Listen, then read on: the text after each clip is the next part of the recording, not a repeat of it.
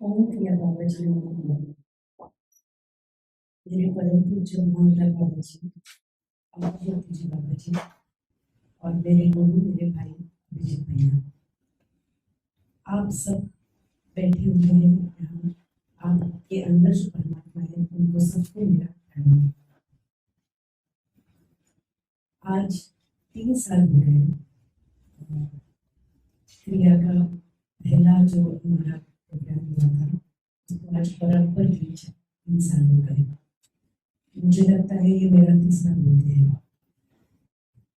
अभी क्या क्रिया होती है कुछ मालूम नहीं होता। जैसे एक क्रिया अभिजीत भैया ने सिखाना चालू किया, ऐसा लग रहा था मुझे कुछ समझ नहीं रहा है, ये मैं कैसे करूंगी। बेसिकली ये मैं कैसे करूंगी, मेरे से कैसे होगा, ये तो कुछ अलग ही है। ये मेरे मन, मैं कैसे उसको रिमेम्बर करूंगी। लेकिन एक करके ये क्रिया हो गई, सब क्रियाएं खत्म हो गई।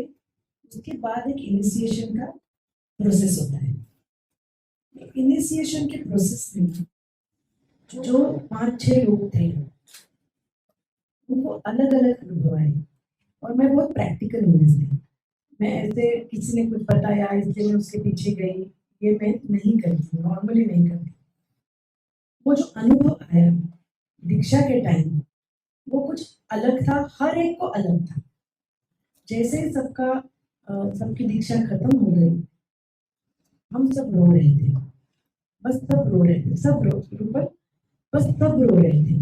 और रूपल भी मेरे से ज्यादा ही प्रैक्टिकल होगी शायद, लेकिन हर एक को एक अनुभव आया। उसके बाद अभिजीत भैया ने बोला कि 21 दिन सुबह 4 बजे उठ के क्रिया करो। तो 4 बजे उठ के रोज 21 दिन चलो करते हैं। अभी ये जब तक आप संकल्प नहीं लेते ना, अपने आप से नहीं डिसाइड करते कि मैं करूँ कुछ भी करके, मैं तब तक ये नहीं होता। मैंने बोला ठीक है 21 दिन करने का, मैं करती हूँ, उसके आगे काम नहीं। 21 दिन हो गए, मैं सुबह 4 बजे उठ के, मैंने क्या क्या बोलती हूँ क्योंकि इसको समझा नहीं था। ये जब आप क्रिया ये दिखाएंगे तो आपको लगेगा कुछ समझ ले रहा है, लेकिन अभी बड़ा ग्रुप हुआ है, अभी बहुत साधक जुड़ गए हैं, तो उन्होंने अभी वो बहुत आपको सब मटेरियल देते हैं जो देख के आप बराबर क्रिया प्रैक्टिस कर सकते हैं। जो मैंने की, जैसे मैंने किया वो मैं आपको बता रही हूँ। मैं रोज 2-3 क्रिया करती थी, 2-3 दिन 2-3 क्रिया की मैंने। उसके बाद वो जब परफेक्ट हो गई, मैं एक क्रिया बढ़ाती गई।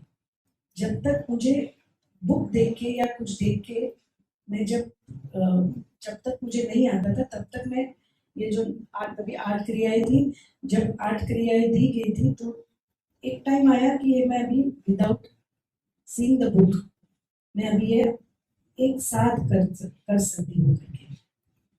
तो वो टाइम के बाद 21 दिन मैंने सुबह 4 बज के उठ के ये क्रियाएं सब की। अभी मैंने की तो मैंने सोचा था मैं 21 दिन करूंगी, उसके बाद मैं नहीं करके मैं देखूंगी कैसे होता है।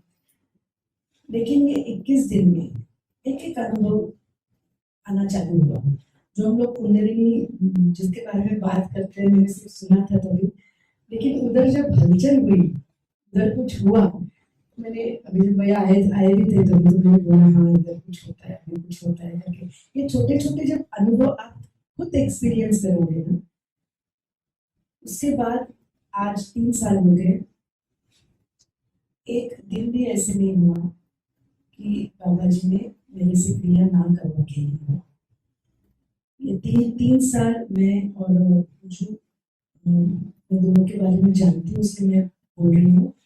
हम दोनों ने ही 3 साल रोज क्रिया की है और क्रिया करके जो फर्क हमने महसूस किया है वो मैं चाहती हूँ आप सभी महसूस करें, लेकिन उसके लिए आप संकल्प करें कि आप अभिजीत भैया इतना देने वाले गुरु हमें नहीं मिलते हैं, जहाँ एक पैसे का व्यवहार नहीं होता है, जहाँ सिर्फ देना होता है, ऐसे गुरु नहीं मिलते हैं जो बाबा जी ने हमें दिए हैं।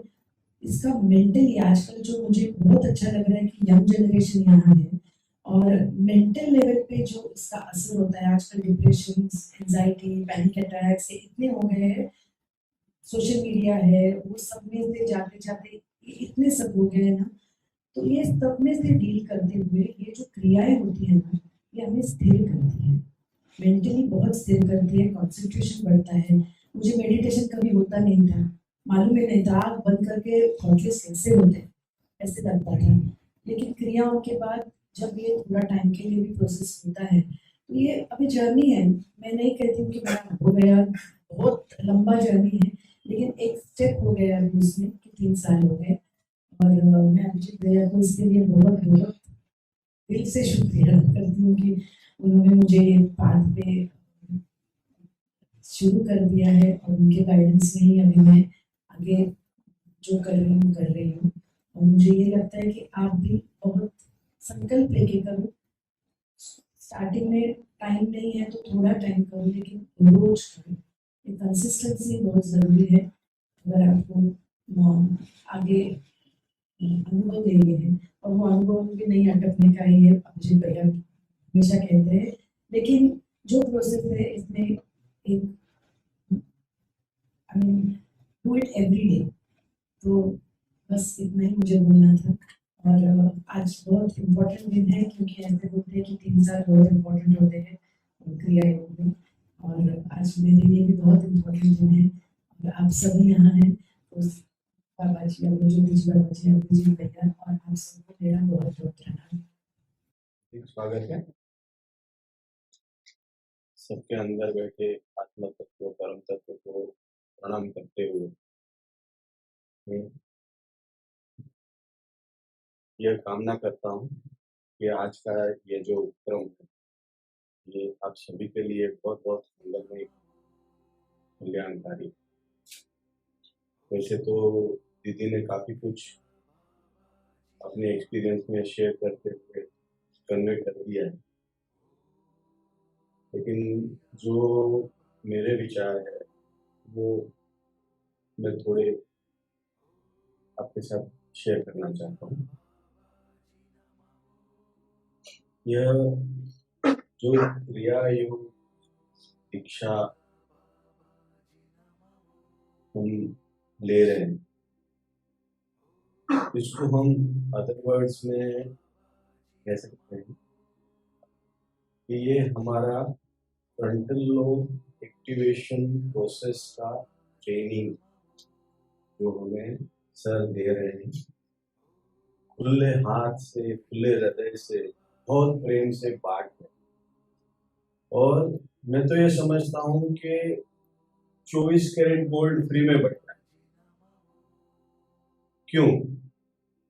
क्योंकि आपकी जो भी इच्छा हो, आपका जो भी जीवन का स्तर, चाहे कोई मटेरियल सुख की इच्छा हो, चाहे कोई इंद्रिय सुख की इच्छा हो, चाहे कोई पोजीशन, प्रतिष्ठा, प्रेस्टीज, चाहे कोई शरीर के बारे में, मन के बारे में, या तो कोई ऊंचे ऊंचे स्पिरिचुअल गोल्स हो, व्यवस्था के गोल्स हो, वातावरण के गोल्स हो, सबके लिए क्या चाहिए हमें?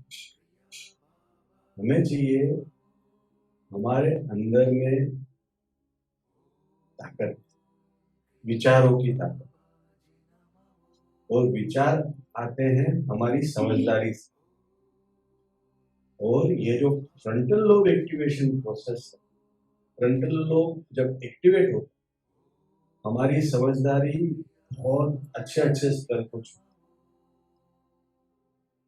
जो भी है हम हमारे इंट्यूशन से, और ये इंट्यूटिव पावर डेवलपमेंट का प्रोग्राम आपने आज एक दिन ये ट्रेनिंग ले ली, फिर आपसे कोई अपेक्षा नहीं रखी जाती है कि आप यहाँ रूटीन में कुछ करो।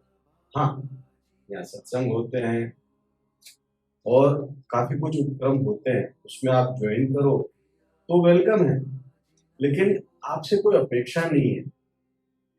आपसे एक ही अपेक्षा है और वो भी अपने आप के लिए। तो आज जो ट्रेनिंग ली, जैसे दीदी ने समझा, अगर वो ट्रेनिंग आपको ठीक लगे और आप एक संकल्प लेके उसको रूटीन में करें तो ही आपको इसमें से अच्छे अच्छे इंट्यूटिव आइडियाज जो आपके लाइफ को और उत्तरोत्तर प्रगति की तरफ लेके जाए, ऐसे घटनाएं बन सकती हैं। कहाँ मिलेगा ये सब? Where can you find this today? You don't want to name, but you all know about most faith being practiced. Either they are sectarian and ritualistic, or if they are non-sectarian, truly logical and pure, they require long durations of compromising routine life for shivers, etc. Hence, the points to be noted here are that in today's environment, what Abhijit sir is promoting is truly distribution of 24 karat gold, free of cost, without any conditions, without any expectations. खूब खूब धन्यवाद। आप सभी का स्वागत है 32वां क्रिया निश्चय प्रोसेस है। मीरा दीदी ने जैसे बोला 3 साल पहले नवरात्रि का पहला दिन था, आज तीसरा दिन है। अवतार जी के आदेश से प्रोसेस शुरू हुआ था। वैसे तो 114 क्रियाएं हैं, उसमें से हम 9 क्रिया लेते हैं। पहले देखते हैं कि जो अपने जीवन के 4 आयाम हैं, भाव, बुद्धि, शरीर और ऊर्जा। क्रिया योग समझने के पहले इन 4 आयाम को हमें जानना पड़ेगा। भाव से जुड़ा भक्ति योग है, बुद्धि से जुड़ा ज्ञान योग है, शरीर से जुड़ा कर्म योग है और जीवन की जो ऊर्जा है, जिसे हम कॉस्मिक ऊर्जा मानते हैं, उस कॉस्मिक ऊर्जा स्वरूप को जुड़ा हुआ क्रिया योग। जब तक भक्ति योग, कर्म योग और ज्ञान योग का मर्ज नहीं होगा, तब तक क्रिया योग आप कर नहीं पाओगे। क्योंकि क्रिया योग प्राणमय कोश से शुरुआत होती है। क्रिया योग की जैसे पंचकोश से अपना शरीर बना है, अन्नमय, प्राणमय, मनोमय, विज्ञानमय और आनंदमय कोश। अन्नमय कोश मतलब जो हम भौतिक शरीर है जो देख सकते हैं, हम खाली उस शरीर का एक माध्यम की तौर पर इस्तेमाल करते हैं। लेकिन क्रिया योग का असली शुरुआत प्राणमय कोश से होती है, क्योंकि अपने जो नाड़ियों का जो साइंस है, जो 72,000 नाड़ियां हैं, वो अपने प्राणमय कोश में है। और उसमें से जो 3 महत्वपूर्ण नाड़ी है, इड़ा, पिंगला और सुषुम्ना, जो नए लोग हैं थोड़ा ऊपर से जाएगा, जैसे दीदी बोली स्टार्टिंग में, लेकिन ये प्रैक्टिस है, ध्यान में रखें। ये 3 जो नाड़ियां हैं, इन 3 नाड़ियों का खेल क्रिया योग है, ध्यान में। ईड़ा मतलब लेफ्ट साइड, पिंगला मतलब राइट साइड, सूर्य नाड़ी और चंद्र नाड़ी। जब हम ये 2 नाड़ियों को मर्ज करते हैं, तब जो पंच प्राण है, अपान, समान, प्राण, उदान और व्यान, ये 5 प्राण महत्वपूर्ण है, और उप प्राण 5। जब भी हम इन 5 प्राण को ईड़ा, पिंगला से लेकर सुषुम्ना में लेकर आते हैं, तभी क्रिया योग का शुरुआत होती है। आमतौर पर हम देखते हैं कि जनरल जो व्यक्ति है 1 मिनट में 16 से 18 सांसें लेता है। जब भी हमें कोई depression, anxiety, phobia, psychosomatic disorder या मन से रिलेटिव कोई भी प्रॉब्लम्स क्रिएट होते हैं, तो अपना सांस और फास्ट हो जाता है। क्रिया योग में हम उस सांस गति को 4 से 5 तक लेकर आते हैं। कभी कभी तो एक प्रोसेस में आपका एक ही सांस चलता है, कभी कभी 5 मिनट में एक सांस चलती है।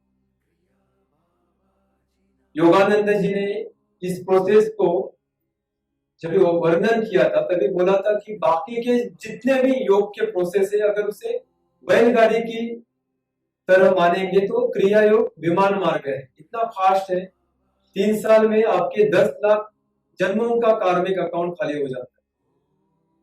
लेकिन ये बोलना जितना इजी है, करना उतना ही कठिन है, लेकिन नामुमकिन नहीं है। क्योंकि क्रिया योग के लिए पहले तो आपके मन को समझना पड़ेगा। हम मन को रोक नहीं पाते, मन के विचारों को हम पहले जानना पड़ेगा। ये विचार कहाँ से आ रहे हैं, क्यों आ रहे हैं, क्योंकि हम पर डे लगभग 80 से 90 हजार थॉट अपने ब्रेन में आते हैं। पहले हमको उस थॉट को, जो निगेटिव थॉट्स है उसमें से 90% तो हम निगेटिव सोचते हैं, उसको पॉजिटिव में कन्वर्ट करना पड़ेगा। उसके बाद उस थॉट्स को स्लो करके करके कम करना पड़ेगा। और ये कम करने का जो माध्यम है वो है क्रिया योग। क्योंकि क्रिया योग में आपके सांस गति पर मिनट में 1 तक आ जाती है। समझो आप दिन में 2 बार क्रिया की प्रैक्टिस कर रहे हो। हम 1 to 9 क्रिया प्रोसेस देखते हैं। सुबह 9 क्रिया, शाम को 9 क्रिया, हर क्रिया हम 5 से 12 बार करते हैं। तो समझो एक क्रिया 12 बार कर रहे हो तो 12 मिनट में आपका 12 सांसें चलेगी। अगर आप 20 सांसों से काउंट करोगे 12 मिनट में 120 सांसें चलती है एक प्रोसेस के लिए। तो 9 into 120 कीजिए तो इतना सांस की बचत हो जाती है। अपना सनातन साइंस जो है बोलता है कि हम जब भी जन्म लेते हैं तो अपने सांसों की गति हम लेकर आते हैं। जितना सांसें आप कम लोगे उतना ही अपना लाइफ भी उतना बढ़ जाता है। आपने सुना होगा कि हिमालय में 2000-5000 साल के भी योगी अभी भी जीवित हैं, क्योंकि कई तो सिद्ध 6 महीने में एक सांस ले रहे हैं। लेकिन उनके लिए वो एक दिन से नहीं है, कई साल की प्रैक्टिस है। क्रिया योग के लिए आपको चक्रों का स्थान होना पता होना जरूरी है। पंचमय कोश के बारे में हमको जानना जरूरी है। जो शरीर के अलग अलग आयाम है उनके बारे में जानकारी होनी जरूरी है। चक्र और शरीर की ग्रंथियों के बारे में जानकारी होना जरूरी है।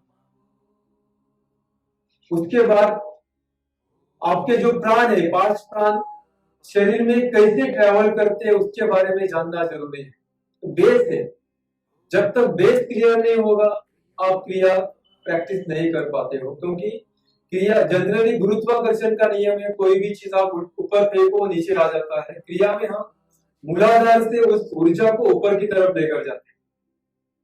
मूलाधार से स्वादिष्टान, स्वादिष्टान से मणिपुर, मणिपुर से अनाहत, अनाहत से विशुद्धि, विशुद्धि से आज्ञा और आज्ञा से सहस्त्र। जब ऊर्जा को ऊपर की तरफ लेकर जाना है तो आपको उस ऊर्जा के बारे में पूरी तरह जानकारी होनी जरूरी है। क्रिया योग कोई ऑनलाइन प्रोसेस नहीं है, ध्यान में रखिए कि हम इंटरनेट थ्रू दिशा लें।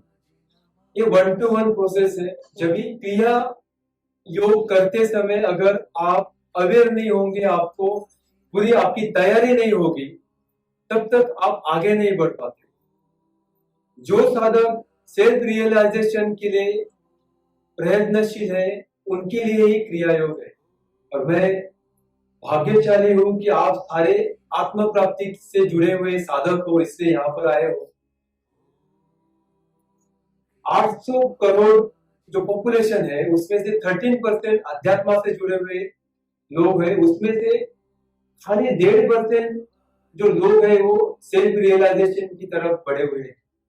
और हम सचमुच भाग्यशाली हैं कि हम उनमें से हैं। ये अहंकार की बात नहीं है, वस्तुस्थिति है। लेकिन अगर हम उस सेल्फ रियलाइजेशन को पाना चाहते हैं तो अपनी जिम्मेदारी भी उसके साथ बढ़ जाती है। आदत करके कुछ नहीं होगा। आप 2 दिन करोगे, 4 दिन नहीं करोगे, कुछ फायदा नहीं। ये हर रोज का तपना है। जैसे पतंजलि ने 8 मार्ग बोले थे, यम नियम आसन प्राणायाम प्रत्याहार धारणा ध्यान समाधि। यम पास है, नियम पास है, बाद में आसन आता है, क्योंकि यम नियम मतलब अपनी लाइफ स्टाइल।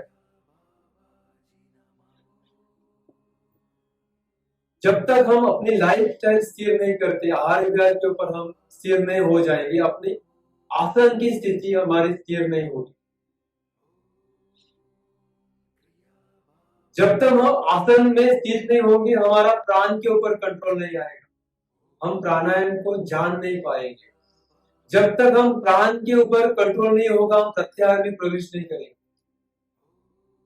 जब प्राण में हम स्थिर हो जाते हैं तो अपने जो भय, जो मन है, भारी दृष्टि हमारे अंदर की तरफ मोड़ देते हैं, तो अंतर प्रवास शुरू हो जाता है। उसी समय धारणा में हमारा प्रवेश होता है। धारणा मतलब अंदर एक जगह पर, चाहे वो मंत्र हो, चाहे वो कोई बिंदु हो, चाहे वो कोई चक्र हो, एक जगह पर अपना जो दृष्टि है उसे स्थिर कर, वही धारणा। जब धारणा स्थिर हो जाती है तो हम ध्यान में प्रवेश करते हैं। हम सुनते हैं कि मैं मेडिटेशन कर रहा हूं। मेडिटेशन इतना इजी नहीं है। जब तक नीचे का बेस नहीं आएगा तो ध्यान में प्रवेश कैसे करो। जब ध्यान में हम प्रवेश करते हैं उसके बाद समाधि लगती है। समाधि में सविकल्प, निर्विकल्प और सहज समाधि, 3 टाइप का समाधि है। सविकल्प समाधि में आपके विचार है, निर्विकल्प समाधि में विचार नहीं रहते हैं, लेकिन विचार का भाव रहता है, आप विचारों को देख सकते हो। और सहज समाधि में वो भाव भी निकल जाते हैं। जो 4 अवस्थाएं बोले हैं, जागृत अवस्था, स्वप्न अवस्था, सुषुप्ति अवस्था, तुरीय अवस्था, हम बार बार सत्संग में इसके बारे में डिस्कस करते हैं। अभी हम जागृत अवस्था में एक दूसरे को सुन रहे हैं, देख रहे हैं। सपना तो सबको आता रहेगा। जब भी हम सपने में जाते हैं तो वो रियल लगता है, लेकिन जैसे सपने से बाहर आते हैं हमें लगता है वो तो सपना था। सुषुप्ति अवस्था, बचपन में अगर आपके घर में कोई बच्चे हैं, वो शाम को अगर सो जाते हैं तो जब नींद से आते हैं तो उनको लगता है कि अरे, घर वाले बोलते हैं सुबह हो गई, जल्दी करो, स्कूल जाना है, तो उसको लगता है सचमुच सुबह हो गई। तो वो जो गहरी नींद रहती है ना, सुषुप्ति अवस्था है। तो तुरीय अवस्था में ना सोते हैं ना जागते हैं, आप देख रहे हो खुद को। उसके बाद तुरीयातीत अवस्था, जैसे बीटा, अल्फा, थीटा, डेल्टा और गामा। गामा स्टेज जो है ना, वो एक साधक की स्टेज होनी चाहिए, जिस स्टेज में आपका हार्ट बीट 0 हो जाता है। अगर आप ईसीजी करोगे तो ईसीजी प्लेन दिखाएगा, डेड बॉडी। और एक साधक का विजन अब गामा स्टेज का होना चाहिए। लेकिन जब तुरीय अवस्था में जाते हैं तो थीटा वेव से कनेक्ट हो जाते हैं हम। डेल्टा वेव्स में हम प्रवेश करते हैं तो हम ध्यान लगता है। स्टार्टिंग में ये जंप नहीं होती है, स्लो स्लो जाना चाहिए। उसके लिए साक्षी भाव जरूरी है। हम सुबह से रात तक क्या कर रहे हैं, क्या नहीं कर रहे हैं, मन में क्या विचार आ रहे हैं, उसे देखना शुरू करना पड़ेगा एक साधक को। अच्छे विचार आ रहे, बुरा विचार आ रहे, सब देखना शुरू कीजिए। खाली क्रियाएं करके नहीं होंगे, नहीं तो टिकोगे नहीं। आज तक मैं एक्सपीरियंस कर रहा हूँ, 3 साल में बहुत सारे साधकों ने दीक्षा ली। इस प्रोसेस में जो भी होता है, हम जो भी सीखते हैं, सब आपके मनोमय कोश, विज्ञानमय कोश में डाला जाता है, शक्तिपात प्रोसेस में।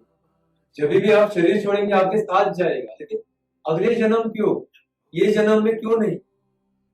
अगर इस जन्म में मिला है तो ये जन्म में क्यों नहीं आगे बढ़ना? देखिए, उसके लिए आलस छोड़ना पड़ेगा। हमें क्या लगता है, हम जो भौतिक जीवन में जो जीवन है अपना, जो दुर्भार की तरफ ढूंढ रहे हैं, ध्यान में रखिए, भौतिक जीवन में आज तक किसी को आनंद नहीं मिला है, न शांति मिली। जो पाने के लिए हम दिन रात मेहनत करते हैं, जैसे वो चीज मिल जाती है हमें और कुछ दिखाई देना शुरू हो जाता है। लेकिन जब हम अंतर की तरफ मोड़ लेते हैं, नितिन भाई जैसे बोले, जब ये अंतर प्रवास चालू हो जाता है तो आपका फ्रंटल लोब के ऊपर काम शुरू हो जाता है।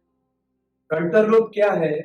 जनरली हम लेफ्ट राइट ब्रेन में ही ट्रैवल करते रहते हैं, जो कि डे टू डे लाइफ है, और फ्रंटल लोब का खाली 1 से 2% हम इस्तेमाल करते हैं। जिन्होंने 4 से 5% इस्तेमाल किया वो लोग साइंटिस्ट बन गए, बड़े बड़े पोस्ट पे जो सीईओ है या और कोई जो बड़ा कुछ कर रहे हैं, वो लोगों ने 4 से 5% यूज किया, इसके लिए वो पोस्ट पे है।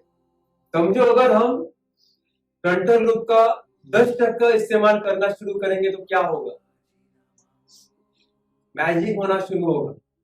आपको बाहर कुछ ढूंढने की जरूरत ही नहीं पड़ेगी। आपने मन में विचार आया और आपके साथ वो होना शुरू हो गया। जो भी चमत्कार है अपने अंदर है, हम क्या करते हैं?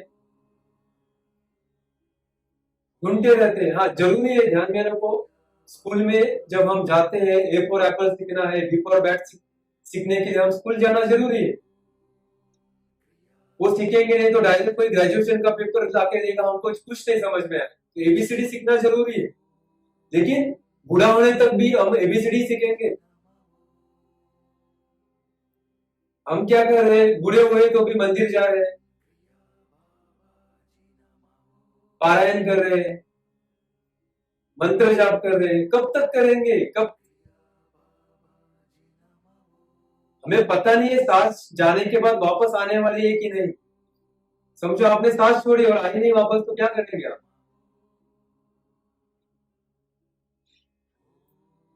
इमेजिन करो आपने सांस छोड़ी और आई ही नहीं अंदर, डॉक्टर आकर सर्टिफिकेट दे देंगे डेड बॉडी। तो जब तक है जागरूक होना जरूरी है, और कोई कठिन नहीं है, ध्यान में रखिए। जब बेस पक्का होने के बाद आपको अंदर के लिए मुड़ना ही पड़ेगा। जब आप अंतर प्रवास शुरू हो जाते हैं, आपकी जिम्मेदारी प्रभु की हो जाती है, आपको कुछ करने की जरूरत नहीं है। भौतिक जीवन में जो भी मटेरियल में जो भी चाहिए, जो आपका अपने विजन देखे रहेंगे, उससे डबल मिलेगा। आप सोच भी नहीं पाओगे कि आपके साथ क्या क्या घटित होना शुरू होगा। लेकिन उसके लिए हमको पहले प्रभु के ऊपर श्रद्धा रखनी जरूरी है। आप जो भी काम कर रहे हो, आप यंगस्टर्स है काफी, आप जॉब कर रहे हो, पढ़ाई कर रहे हो,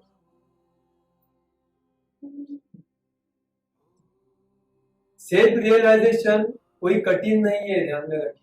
जो आत्मा प्राप्ति के बारे में बोला जाता है या ब्रह्म प्राप्ति के लिए एक ही है, कोई ज्यादा नहीं है, एक खाली पर्दा है, इसको हटाना है बस। तो वो अंदर की तरफ ही है। जब भी हमारा एड़ा पिंगला स्थिर हो जाता है, उसी समय हम सुषुम्ना में ट्रैवल करते हैं, उसी समय अपना संकल्प सिद्धि हो जाती है। जब आपने देखा रहेगा पहले के जो टीवी थे 90s में, घर के ऊपर बिल्डिंग के ऊपर एंटीना लगाई जाती थी, वो एंटीना हिलती थी, जो चित्र आता नहीं था तो कोई ऊपर जाकर स्थिर करता था एंटीना को। जैसे स्थिर होता था आवाज देते थे, अरे बस बस इसी एंगल में रखो, अभी क्लियर दिख रहा है। वही सुषुम्ना है। जब सुषुम्ना का सहस्त्रार का एंटीना आपका स्थिर हो जाएगा, ऑटोमेटिक आपके पिक्चर क्लियर होना शुरू हो जाएगा। लेकिन ये एंटीना बाहर नहीं, आपके अंदर से प्राणमय कोश में है एंटीना, जहां पर परमात्मा उसको लेकर बैठे हुए। तो वो जानना पड़ेगा, उसका मार्ग जानना पड़ेगा। स्थूल शरीर, सूक्ष्म शरीर, कारण शरीर, 3 शरीर है। स्थूल मतलब जो है, जो एक्टिविटीज कर रहे हैं हम सब, जो भौतिक शरीर है। सूक्ष्म शरीर में आपके विचार, भावनाएं, जो भी है वो सब सूक्ष्म शरीर में आते हैं। और कारण शरीर, जिसके लिए हम ये शरीर लिया है, जिस कारण की वजह से जो अपने संचित कर्म थे उसमें से कुछ पाठ लेके प्रारब्ध स्वरूप हमने ये जो शरीर धारण किया है, उसको है कारण शरीर। ये हमारे साथ रहते हैं, ध्यान में रखिए। जब भी हम शरीर छोड़ने के बाद जो स्थूल शरीर है जलाया जाता है, गाड़ा जाता है अलग अलग धर्म के हिसाब से, लेकिन सूक्ष्म और कारण शरीर वापस ट्रैवल करते हैं। वैसे हम जो भी सीखेंगे आगे जाएगा। चक्रों का स्थिति पुराने उनको पता है। मूलाधार चक्र जो है अपना, उसका स्थान है यूरिन और गुदा मार्ग के बीच का जो जगह है वहां पर आपका मूलाधार चक्र है। ये जो चक्र है मूलाधार चक्र, ये 4 पंखुड़ियों वाला यहाँ पर लोटस है। अब आपके मन में सवाल आएगा ये पंखुड़िया कहां से आया, लोटस कहां से आया। जब भी एक सिद्ध ध्यान अवस्था में चला जाता है तो वो अपना सारे शरीरों को देखना शुरू हो जाता है। जो 72,000 नाड़ियां आपके प्राणमय कोश में है, उस 72,000 नाड़ियों में से 4 नाड़ी मूलाधार की जगह पर है और जिसका जो आकार है वो लोटस स्वरूप है। वो 4 पंखुड़ियों वाला लोटस है, उसका लाल कलर का वो लोटस है। अपने ऋषि मुनों ने अपना को एक पूरा रेडीमेड साइंस दिया हुआ है। तो उनके देवता है श्री गणेश और माता भगवती। अभी जो नवरात्र चालू है, भगवती माँ का और गणेश, हम कोई भी कार्य शुरू करते समय श्री गणेश जी को क्यों नमन करते हैं? क्योंकि आपके मूलाधार चक्र के देवता श्री गणेश। गणेश जी को कैसे बनाया? पार्वती माँ ने, हमने कथा देखी थी, उसका शरीर में जो मल था उस मल को निकालकर गणेश जी को बनाया। तो ये मूलाधार में जो मल है, अहंकार रूपी, वासना रूपी, ईर्ष्या रूपी, तो ये मल को हमको निकालना पड़ेगा। वहीं पे जो 3.5 कुंडल मार के जो भगवती बैठी है उसको हमको ऊपर, आप सब साधक हो, जब तक हम भार भटकना बंद नहीं करोगे आप अंतर प्रवास, क्योंकि आप प्रभु के ऊपर डाउट ले रहे हैं। ध्यान में रखो, हम बाहर क्यों घूम रहे हैं? ठीक है, जो नॉर्मल, जो इनको पता ही नहीं है, जिनको ज्ञान योग के बारे में पता नहीं है, भक्ति मार्ग के बारे में पता नहीं है, कर्म मार्ग के बारे में पता नहीं है, राजमार्ग के बारे में पता नहीं है, वो लोग बाहर भटक रहे हैं तो ठीक है।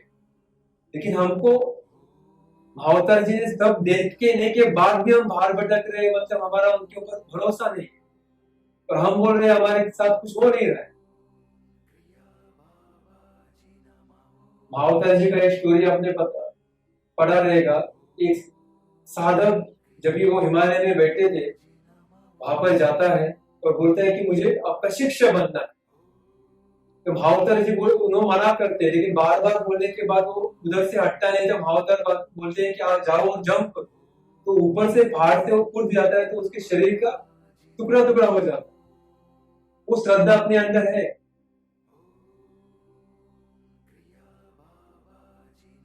उतना अगर सरेंडर भाव होता है ना तो प्रभु को आपके लिए आना ही पड़ता है। ध्यान में रखिए,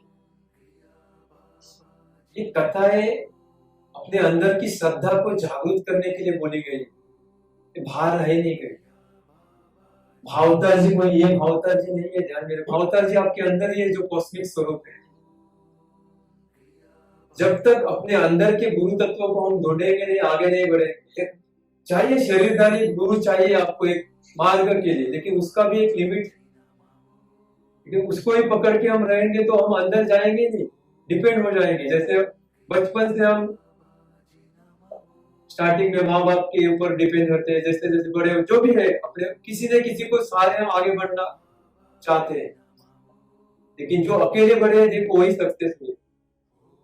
ये मार्ग में जो अकेला बढ़ेगा वही सक्सेस होगा। गुरु तत्व आपके ऊपर ध्यान देगा, सीसीटीवी की तरह आपको ऊपर ध्यान देगा, लेकिन कभी देगा जब भी आप रोज नजरी लगाओ। मूलाधार के ऊपर आता है स्वादिष्टान चक्र, नाभि के नीचे 4 इंच की जगह है। आपका जो यूरिन मार्ग है उससे ऊपर 2 इंच का जगह। ये यहाँ पर ऑरेंज पंखुड़ी वाला 6 पंखुड़ी वाला लोटस है और इसके देवता कौन है? इंद्रदेव और ब्रह्मचार्य ने माता। इंद्रदेव देवताओं के राजा है। जब भी हम मूलाधार क्रॉस करके स्वादिष्टान में प्रवेश करते हैं तो ब्रह्मांड का दरवाजा हमारे खुल जाता है। 90% लोग मूलाधार में आते हैं, मूलाधार में ही चले जाते हैं, ध्यान में रखें, वो स्वादिष्टान में भी नहीं आते। जब स्वादिष्टान को क्लियर करेंगे तो मणिपुर आएगा, नाभि स्थान, जहां पर निर्मिति होती है। हमारे साधक की निर्मिति मणिपुर में शुरुआत होती है और निर्मिति कौन करता है? ब्रह्मदेव और सरस्वती माता, वहां के जो देवता है। यहाँ पे 10 पंखुड़ी वाला येलो कलर का लोटस है। और ये जैसे मूलाधार पृथ्वी तत्व रूट चक्र से जुड़ा हुआ है, आपका स्वादिष्टान जल तत्व से जुड़ा हुआ है, अपने शरीर में 70% जल है, वैसे ही अग्नि तत्व से आपका मणिपुर चक्र जुड़ा है। अपने संचित कर्मिक जो भी जितने भी है लाखों जन्म के 84 लाख जन्म, उसमें से 4 लाख जन्म मनुष्य के हैं। न जाने कितने कितने योनियों को पार करते हुए हम यहाँ पर आए हैं। एक ध्यान में रखिए, एक सच्चे साधक को जात धर्म में अटक के नहीं रहना है। आपको पता है आप पिछले जन्म में कौन से धर्म में थे, या शरीर छोड़ने के बाद कहाँ जाने वाले हो। हाँ, आपको अगर, क्योंकि हम अपना ऊर्जा को उस गॉसिप में वेस्ट कर रहे हैं, कुछ मिलने वाला नहीं है। अवेयर हो जाओ, आप हट जाओ। एक्टिंग, जैसे कोई एक्टर एक्टिंग करता है, करो बातें करो, निकल जाओ वहां से। कि हम क्या झगड़ा शुरू कर देते हैं, लेकिन उसमें क्या पतन कहां से हो रहा है, आपकी ऊर्जा का पतन हो रहा है। जब तक मणिपुर चक्र खाली नहीं होगा, मणियों का पूर है वहां पर, कर्मों का पूर है, तब तक हम अनाथ में नहीं उठेंगे। अनाथ आपका हृदय स्थान है। देवता कौन है? विष्णु लक्ष्मी, मेंटेनेंस का काम होता है। 12 पंखुड़ी वाला ग्रीन कलर का लोटस है जो वायु तत्व से जुड़ा है। विशुद्धि चक्र कंठस्थान है आपका, आकाश तत्व से जुड़ा है। यहाँ पर 16 पंखुड़ी वाला स्काई ब्लू कलर का लोटस है। और यहाँ की देवता कौन है? शिव पार्वती। रुद्र ग्रंथ की शुरुआत होती है 7, मतलब विनाश का प्रोसेस यहाँ से चालू होता है। और अपना कारण शरीर भी यही से शुरुआत होती है, विशुद्धि से। मूलाधार में आपका स्थूल शरीर है, जो 90% लोग आते ही जाते हैं। जैसे ही स्वादिष्टान में आ जाते हैं, हम सूक्ष्म शरीर से जुड़ जाते हैं अनाहत तक। स्वादिष्टान, मणिपुर, अनाहत आपके सूक्ष्म शरीर से जुड़े हैं। और यहां से आपका कारण शरीर शुरू हो जाता है, तो सहस्त्रार। इसके बाद यहाँ पर मेडुला के यहाँ पर एक बिंदु चक्र है।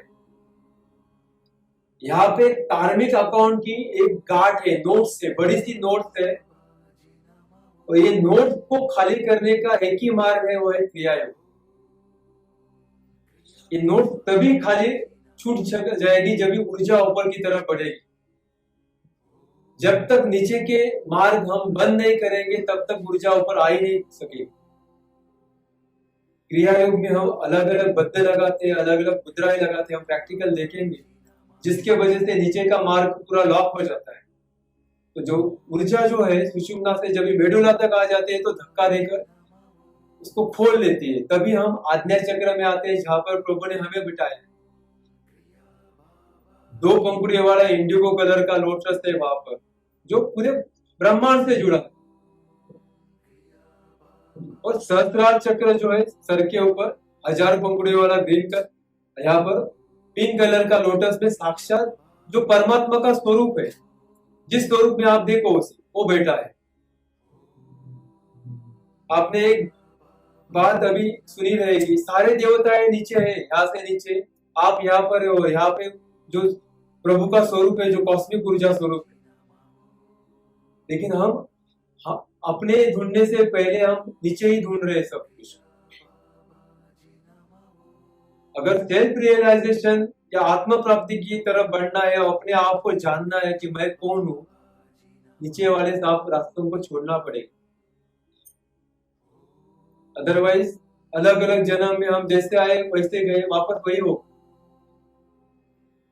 मन जैसे जैसे हम अध्यात्म में आगे बढ़ना शुरू हो जाते हैं, तो मन आपको अध्यात्म की से भ्रमित करना शुरू कर देता है। आपको चमत्कार दिखाएगा, साक्षात परमात्मा को सामने लाएगा, अलग अलग देवी देवताओं को प्रकट करेगा। लेकिन मैं एक साधक के लिए हम यहाँ पर बैठे हैं, तो साधक को ये सब जानना चाहिए कि कुछ मिलने वाला नहीं है। कोई देवी आकर आपसे बात नहीं करेगी, कोई देव आकर बात नहीं करेगा। अगर आपको ये हो रहा है तो भ्रम है। कुछ साल पहले मेरे साथ भी ये होता था, जब जाना पहचाना पता चला ये कुछ है ही नहीं, तो कुछ मिलने वाला नहीं है जब तक अंदर डुबकी नहीं मारोगे। मन ने बहुत भ्रम क्रिएट किए। अगर ये शरीर को एक्सपीरियंस मिल सकते तो आपको क्यों नहीं? कोई कठिन नहीं है, ध्यान में रखो। जब भी आप उस स्थिति में चले जाते थे, निर्जीव सजीव निर्जीव भी कुछ नहीं बचता, क्योंकि ये प्रभु ने बनाया है, ये शरीर को भी प्रभु ने बनाया है। अगर सजीव निर्जीव कुछ नहीं तो जात धर्म कहां से आए? आप में से कई लोगों को ये हजम नहीं होगा, लेकिन ध्यान में रखो, एक ही बात ध्यान में रखो कि अगला सांस आपके पास नहीं है। जब हम ये समझ कर चलेंगे तो ये सब कुछ रहेगा ही नहीं। जो है अभी करना है, आज नहीं तो कभी नहीं। तभी आपसे क्रियायोग होगा, अदरवाइज क्रियायोग नहीं होगा। अगर अभी मिला है और ये वातावरण निर्मित भी है आपके साथ, तो अभी क्यों नहीं? ध्यान में रखो, मोक्ष क्या है? जब भी आप शरीर छोड़ते समय अगर खुद के प्रति अगर जागरूक रह पाओगे तो मोक्ष हो गया। बड़ी बात नहीं है। आपको उसी समय अगर आप लाइव देख रहे हो अपने शरीर को मरते हुए, और कोई भी ईर्ष्या या कोई भी आपके मन में भाव नहीं है, आपके परिवार से जुड़े हुए या आपके स्वार्थ से जुड़े हुए, वासनाओं से जुड़े हुए, तो समझो आप उसी दिन पा लिए। कोई कठिन नहीं है, लेकिन वो भाव पाने के लिए सब चेष्टाएं चल रही। जिसने शरीर छोड़ते समय वो स्थिरता पाई, समझो उसी दिन हो गया। आपको प्रभु में विलीन होने से कोई रोकेगा नहीं। लेकिन वो क्षण आप खुद को सवाल पूछ कर देखो, आपका शरीर मर रहा है और आप सब कुछ छोड़ रहे हो, है अभी पॉसिबल? अभी आपके सामने आपके बच्चे आएंगे, बड़े लोग आएंगे, आपकी प्रॉपर्टी आएगी, सब कुछ हाईलाइट होगा। अगर जीवित में होता है तो मरते समय देखो कितना, मरते समय का ये जन्म का नहीं, पिछले कई जन्म का हाईलाइट होता है। जब ये सिद्ध एस्ट्रो ट्रेवल करता है, उस समय वो अपने शरीर को मरा हुआ देखता है।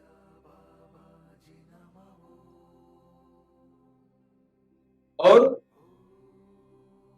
उस समय वो जो पैरेलल वर्ल्ड्स है उससे भी कनेक्ट होता है। लेकिन जब भी वापस शरीर में आता है तो वापस वो उस शरीर से जुड़ जाता है। लेकिन आपने देखा रहेगा, स्वामी विवेकानंद हो या ज्ञानेश्वर माऊली हो या छत्रपति शिवाजी महाराज हो, बहुत कम साल में गए। महाराज भी 50 साल में गए, स्वामी विवेकानंद 36 ईयर में गए, और ज्ञानेश्वर माऊली 21 ईयर्स में गए। क्यों गए? आप शरीर से बाहर निकलते हो तो वापस जब इस आपका सूक्ष्म शरीर भौतिक शरीर से जुड़ता है तो 19-20 का फर्क रहता है। तो इलेक्ट्रिक मैग्नेटिक फील्ड हिल जाता है, मैच नहीं होता। इसलिए शरीर जल्दी छोड़ना पड़ता है। या रमन महर्षि हो, रामकृष्ण परमहंस जी हो, उनको कैंसर जैसी बीमारी क्यों हो गई? उसका भी रीजन वही है। अभी आपके मन में सवाल आएगा, इलेक्ट्रिक मैग्नेटिक फील्ड क्या है? कोई भी इलेक्ट्रिक, अभी ये पंखा घूम रहा है, इसे घूमने के लिए इलेक्ट्रिसिटी चाहिए। वैसे अपने शरीर के जो ग्रंथियां है उसको चलाने के लिए ऊर्जा चाहिए, और वो ऊर्जा कहाँ है? आपके चक्रों के माध्यम में उसको ऊर्जा सप्लाई हो रही। अगर ये पंखा अगर चलना चाहिए तो और इलेक्ट्रिसिटी में गड़बड़ हो जाएगी तो क्या होगा? पंखा बंद हो जाएगा, चलेगा नहीं। वैसे अगर आपके चक्रों में गड़बड़ हो जाएगी तो आपका भौतिक शरीर डैमेज होना शुरू होगा। और क्रिया योग में हम चक्रों की साफ सफाई करते हैं। आपका जो मूलाधार चक्र है, ये मूलाधार चक्र आपके सेक्सुअल ग्लैंड को ऊर्जा सप्लाई कर रहा है। समझो अगर आपका मूलाधार चक्र अस्थिर हो गया, ब्लॉक हो गया, तो पुरुषों में टेस्टिस और फीमेल में ओवरीज रिलेटिव प्रॉब्लम शुरू हो जाएंगे। मूलाधार चक्र आपके पूरे स्पाइन को मैनेज करता है, स्पाइन रिलेटिव प्रॉब्लम चालू हो जाएंगे। तो रूट चक्र से जुड़ा हुआ है, पृथ्वी तत्व से जुड़ा हुआ है। साइटिका जैसे विकार है ना, वो क्यों होते हैं? आपका मूलाधार चक्र अस्थिर है, और मूलाधार चक्र का जो ऊर्जा है वो आपके जो ग्रंथि है उनको प्रॉपर मिल नहीं रही है, सप्लाई नहीं हो रहा है। स्वादिष्टान चक्र पैंक्राइटिस ग्लैंड को ऊर्जा सप्लाई करता है। पैंक्राइटिस ग्लैंड क्या करता है? डाइजेशन का काम करता है, चाय पे चेक। अगर स्वादिष्टान चक्र में खराबी हो जाएगी तो क्या होगा? आपका रस धातु खराब हो जाएगा, और डॉक्टर साहब बोल सकते हैं रस धातु खराब होने के बाद सारे विकार शरीर में आ जाते हैं, पॉइजन बन जाते हैं शरीर में, क्योंकि रस रक्त जो 7 धातु है, रस रक्त मांस मेद अस्थि ओज और शुक्र, जब तक आपका शुक्र धातु तेजस्वी नहीं बनेगा ना, आपका ऊर्जा ऊपर आएगी नहीं। इसलिए ब्रह्मचर्य का इंपॉर्टेंस बोला गया है।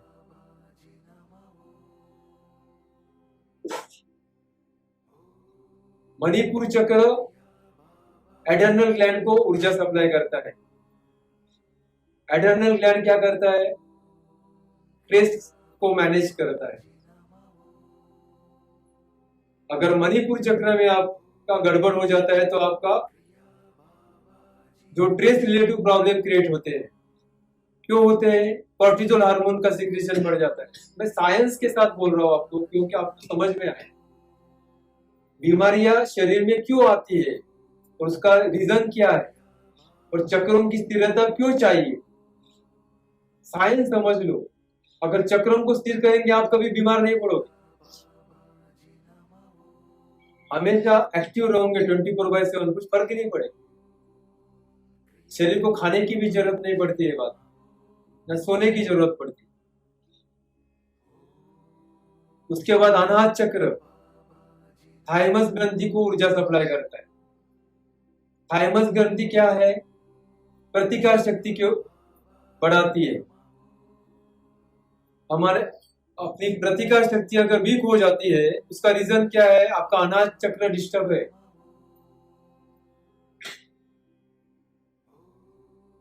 अगर अनाहत चक्र को हम स्थिर करते हैं तो ऑटोमेटिकली आपका थाइमस ग्लैंड स्थिर हो जाएगा और आपकी प्रतिकार शक्ति भी बढ़ेगी। आपके शरीर में कोई विकार ही नहीं आएगा। जो सीजनल विकार होते हैं ना, एलर्जी।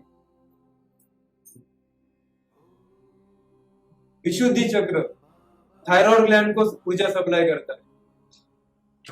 शरीर की ग्रोथ का काम करता है थायराइड ग्लैंड। अगर विशुद्धि चक्र डिस्टर्ब हो जाता है तो आपके शरीर की प्रॉपर ग्रोथ ही नहीं होती।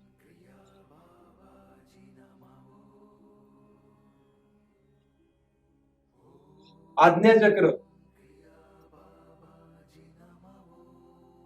पीनियल ग्रंथि को ऊर्जा सप्लाई करता है। पीनियल ग्लैंड क्या करते हैं? आपका ही सवाल था ना, आपका जागने उठने का ऊपर काम करती है। आपका सोने का, जागने का जो काम है वो पीनियल ग्लैंड का है। अब नींद डिस्टर्ब हो जाएगी, अस्थिर हो जाएगा सब, अगर पीनियल ग्लैंड डिस्टर्ब हो जाएगी। उसके बाद पिट्यूटरी ग्लैंड सहस्त्रार चक्र से कनेक्टेड है, और ये क्या करती है? सारे ग्रंथियां है उसमें हार्मोनी क्रिएट करती है। अगर पिट्यूटरी ग्लैंड डिस्टर्ब हो जाती है तो समझो आपके सारे ग्रंथियां अस्थिर हो गई। और पिट्यूटरी ग्लैंड मतलब सहस्त्रार चक्र को स्थिर करने का एक ही रास्ता है, आपकी सुषुम्ना नाड़ी को स्थिर करना। एक ही नाड़ी है 72,000 नाड़ियों में जो सहस्त्रार तक जाती है, बाकी सारे नाड़ियां अंदर है। ईड़ा पिंगला लेफ्ट से राइट से जाके मूलाधार में आती है, और मूलाधार से एक ही नाड़ी स्पाइनल कॉर्ड से होकर सहस्त्रार तक जाती है। एक ही नाड़ी 72,000 नाड़ियों में। अगर वो नाड़ी के ऊपर हम काम करेंगे तो समझो क्या होगा, आपका भौतिक शरीर हेल्दी बनेगा। उनकी सारी ग्रंथियां स्थिर हो गई। सारी ग्रंथियों में जो भी हार्मोनी है, जैसे पानी अगर आ जाता है, बाढ़ आ जाती है, तो खड्डों में जो भी पानी भर भर के आगे बढ़ता है, वैसे ही जितने भी ग्रंथियों में प्रॉब्लम्स है सब क्लियर होना शुरू हो। और सुषुम्ना नाड़ी को एक्टिव करने का एक ही, उसके लिए राजमार्ग बोला है क्रिया योग, एक ही रास्ता है, इसलिए विमान मार्ग बोला है उसे। आप कितने भी आप भक्ति योग से जुड़े, ज्ञान योग से जुड़े या कर्म योग से जुड़े, आप सुषुम्ना मार्ग में अपनी ऊर्जा को नहीं लेकर जा सकते। करके देखिए आपको, अगर मैं बोल रहा हूं आप जब भी वो एक्सपीरियंस रहेगा, आप पहला तो आप जैसे सहज समाधि की अवस्था में चले जाते, भौतिक शरीर छूट जाता है आपसे, कुछ सेकंड का रहेगा, कुछ मिनट का रहेगा। जब भी वो सिद्ध ट्रैवल करता है रमेश दादा के साथ, अभी लास्ट 15 दिन में एक चीज हुआ है, आपके सामने है, अच्छे साधक है, उनकी ऊर्जा उड़ी तो यहां से ऊपर आ गई, स्टिचेस डालना पड़ा। ऊर्जा का प्रभाव क्या रहेगा आपके सामने है। जो मूलाधार से सहस्त्रार तक आई, फट गई, टाके टाकले ना दादा, वो 8 फीट उनका शरीर फेंका गया उस ऊर्जा के वजह से, क्योंकि उनकी साधना है उसकी। ये प्रभाव है ऊर्जा का। अगर वो जंगल में होते उस समय, न जाने कितने दिन उसी स्थिति में रहते। विज्ञान भैरव तंत्र में शिव जी ने शिव शक्ति का बारे में बोला है। एक साधक को शुरुआत में एक स्त्री की जरूरत होती है। क्यों होती है? उस ऊर्जा को स्थिर करने का ताकत खाली शक्ति में है। जैसे उनकी वाइफ ने उनको छुआ, वो वापस शरीर में जुड़ गए। अगर वो अलग जगह पर होते, वो नर्मदा परिक्रमा करते रेगुलर, अगर उधर होते, उधर ये चीज होती तो पता नहीं क्या होता। कि जो भी होता अलग ही एक्सपीरियंस होता। इसलिए स्टार्टिंग में एक शक्ति स्वरूप को साथ में रखा जाता है। बहुत सारे सिद्ध जो हिमालय में भी साधना करते हैं, उनके साथ कोई तो शक्ति रहती है। जब बोला जाता है उनके जो गुरु तत्व है, वो गुरु तत्व का उसके ऊपर ध्यान रहता है, और जब भी ऐसी स्थिति आती है तो क्योंकि जैसे स्पर्श हो जाता है आपका ऊर्जा तुरंत स्थिर हो जाती है। ये मैं छोटे छोटे बातें भी आपसे क्यों बोल रहा हूँ, क्योंकि आप जब भी साधना मार्ग में आगे बढ़ोगे तो एक्सपीरियंस आएगा। ऊर्जा 4 टाइप से बढ़ती है, मूंगीती की तरह, सर्प की तरह, मेंढक की तरह और बंदर की तरह। कभी मूंगी आएगी, कभी सांप जैसी घूमेगी, कभी मेंढक करता है ना, कभी बंदर की तरह फट फट फट, जब ऊपर उठना शुरू हो जाएगा उस समय हमको उस ऊर्जा को खाली देखना है। लेकिन ये ऊर्जा कभी उठेगी जब भी हम यम नियम से जुड़ेंगे। अगर हम उस ऊर्जा को खाने पीने में वेस्ट कर रहे हैं, वासनाओं में वेस्ट कर रहे हैं, ज्यादा बोलने में वेस्ट कर रहे हैं, तो ऊपर नहीं आएगा। एक साधक को क्रिया योग के मार्ग में चल रहा है, तब स्वाध्याय ईश्वर परिधान बहुत जरूरी है। जब तक हम वासना, मतलब खाली शरीर से जुड़े हुए वासना नहीं, मन से जुड़े हुए वासना को देख नहीं पाएंगे, उसको स्थिर नहीं कर पाएंगे, तब तक मूलाधार की ऊर्जा आपकी मणिपुर में नहीं आएगी। जब ऊर्जा मणिपुर में आएगी तो आपको आहार विहार के ऊपर कंट्रोल लाना ही है, ध्यान में रखिए। अगर हम ज्यादा खाते पीते रहेंगे तो ऊर्जा उधर वेस्ट हो जाएगी, विशुद्धि तक नहीं आएगी। जैसे विशुद्धि तक आएगी आपको मौन होना है, जितना हो सके कम बातें करनी है, तभी वो विशुद्धि से ऊपर की तरफ जाएगी।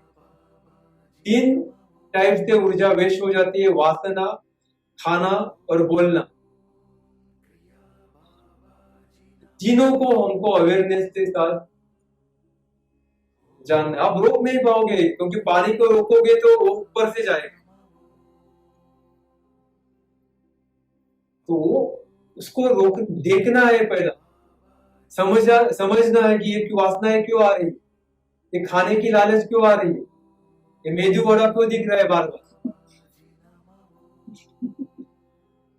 जानो, समझो, ये मेदू वड़ा इंपॉर्टेंट है कि मेरी ऊर्जा को ऊपर लेकर जाना इंपॉर्टेंट।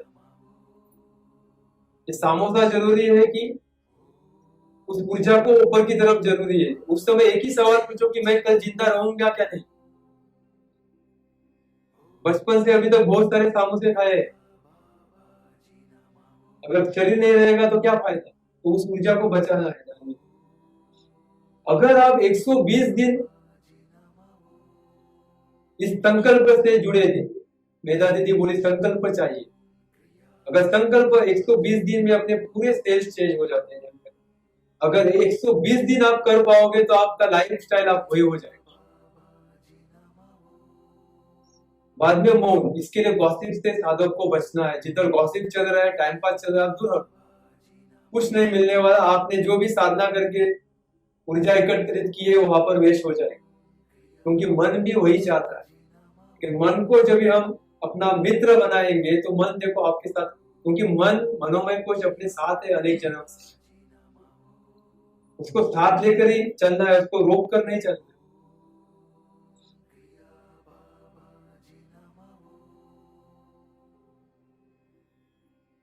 पंचम आकार साधना, एक साधक को जो क्रिया योग मार्ग में चल रहा है उसको पंचम आकार साधना के बारे में जानना है। तंत्र विद्या में मेरी जो साधना हुई है तंत्र मंत्र यंत्र से जुड़ी हुई है। मैंने बहुत सारे एक्सपीरियंस किए तंत्र में, मंत्रों के साथ भी और यंत्रों के साथ। ये जन्म की साधना हो या पिछले जन्म जो बाबा जी ने मुझे जो मेरे साधना से कनेक्ट किया वो, अभी भी मेरी 1:30 बजे से साधना तंत्र से जुड़ी हुई चलती है। इसलिए मैं आपसे शेयर कर रहा हूं, क्योंकि अगर ये शरीर इसको एक्सपीरियंस कर सकते हैं तो आप क्यों नहीं करो। तो पंचम आकार साधना के बारे में जानो। जो अघोरी पंथ है, ये अघोरी पंथ ने इसका गलत इस्तेमाल करके उसी में अपना बोलते ना, उसी में एंजॉय कर रहे। पहला तो मध्य, अघोरी लोग मध्य साधना में दारू पीते हैं, तो दारू के नशे में मदमस्त होते हैं। तो मध्य साधना क्या है, जब भी हम ऊर्जा को विशुद्धि चक्र तक लेकर आएंगे और खेचरी मुद्रा लगा देंगे, तभी जो विशुद्धि चक्र की ऊर्जा जो है वो ऊर्जा ब्रेन की में जो केमिकल है, रसायन है, उस रसायन में मिक्स होकर अमृत बन जाता है। और उस अमृत के गुण को हम जब भी खेचरी लगाकर रोक लेते हैं तो मध्य साधना फलित होती है और सहस्त्रार चक्र खुल जाता है। इतना पावरफुल प्रोसेस है ये, लेकिन प्रैक्टिस चाहिए।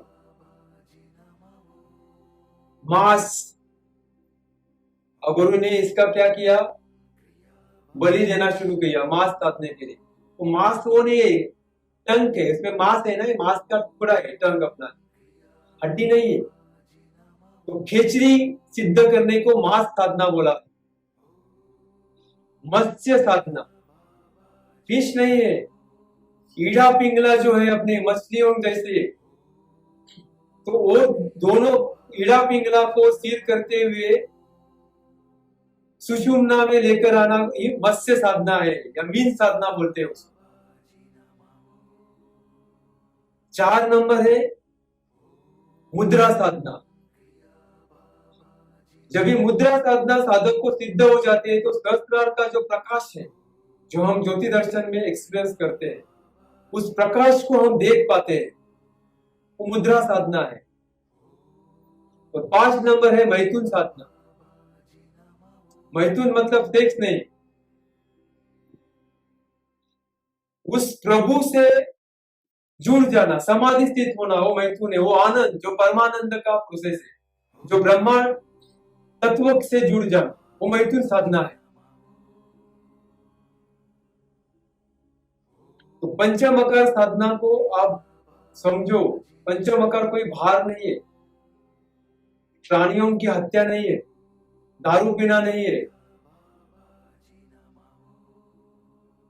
जब ये बेस आपका क्लियर होगा तो क्रिया योग आप कर पाओगे।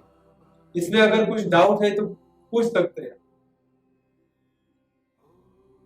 क्रिया योग के लिए प्रभु ने अपना जो शरीर है पहले उसको अच्छा बनाना पड़ेगा, तो क्रिया योगी को एक्सरसाइज जरूरी है।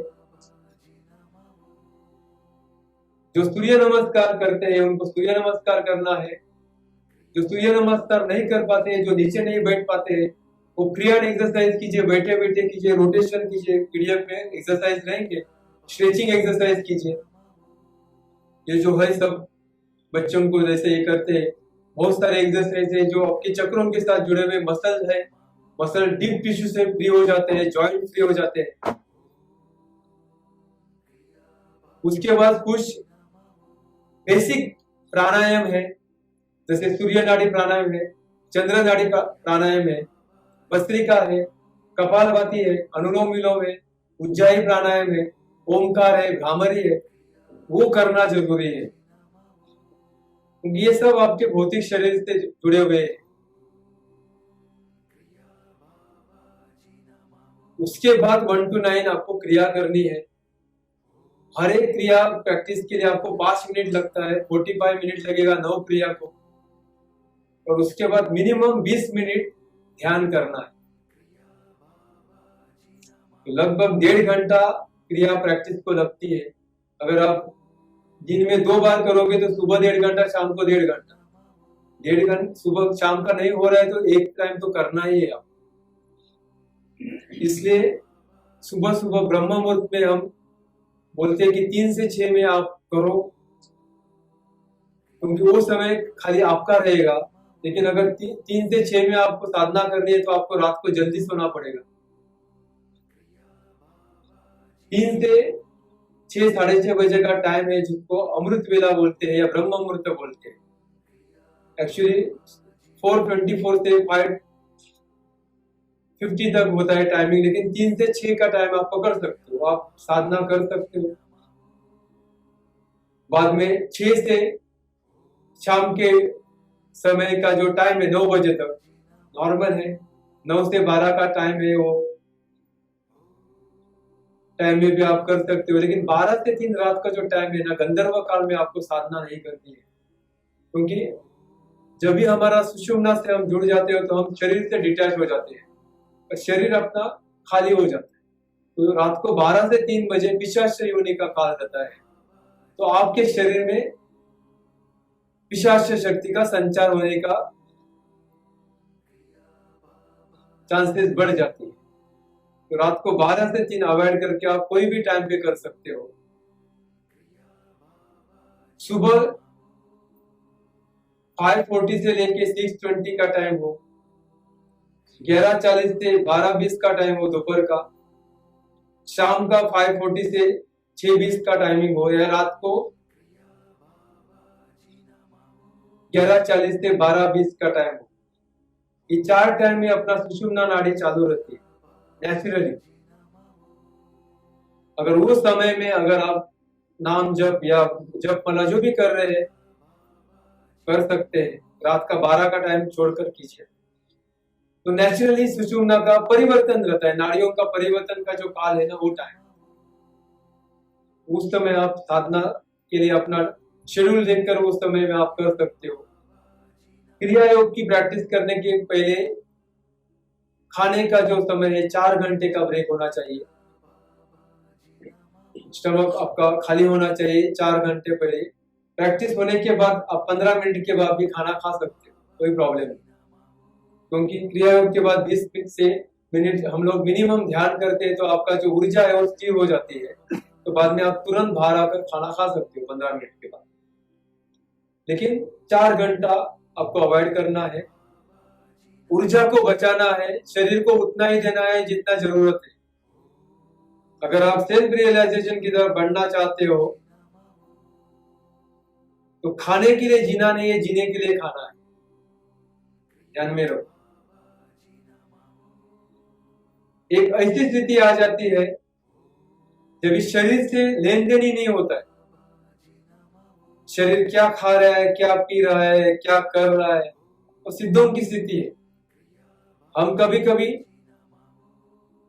एक्सक्यूज दिखाने के लिए बोलते हैं वो तो बड़ा सिद्ध था, वो तो मोटा था, लेकिन जब भी उसने चालू किया तो ऐसे ही था। क्योंकि जब भी कुंडलिनी ऊपर आ जाते हैं ना, आपका मांस पूरा खा लेते, जितनी भी चर्बी है शरीर में पूरी खा लेगी, कुछ नहीं बचेगा। उसके बाद उस सिद्धम को कोई भक्त आके कुछ खाना दे रहा है, क्या रहा है, उसको कुछ पड़ी नहीं, शरीर का कुछ पड़ता ही नहीं है तक। लेकिन वो बहुत आगे की स्थिति है। स्टार्टिंग में आपको अपने ऊर्जा को बचाना है, जो डाइजेशन में हम यूज कर रहे हैं, आहार विहार में जो वेस्ट कर रहे हैं। इसलिए यम नियम बहुत इंपॉर्टेंट है। जितना मैं ये नहीं बोल रहा हूँ कि 100% आपको होगा, हम सब संसार से जुड़े हुए हैं, लेकिन जो बेस्ट कर सकते हैं करना है। लेकिन कल से पक्का, अगर ये बात आएगा तो कल कभी नहीं आएगा। कल से तो करना है, लेकिन आज थोड़ा तो करना है, और आज भी नहीं, अभी थोड़ा तो करना है। ये भाव से आगे बढ़े। देखो, एक बार वो आदत लग जाएगा ना, तो मन ही आपको बेचैन करेगा अगर नहीं हुआ तो। लेकिन वो मन को बोलना है कल तो पक्का करेंगे, लेकिन अभी तो 5 मिनट तो करते हैं। 5 मिनट बैठेंगे तो कभी आधा घंटा होगा, आपको पता भी नहीं चलेगा।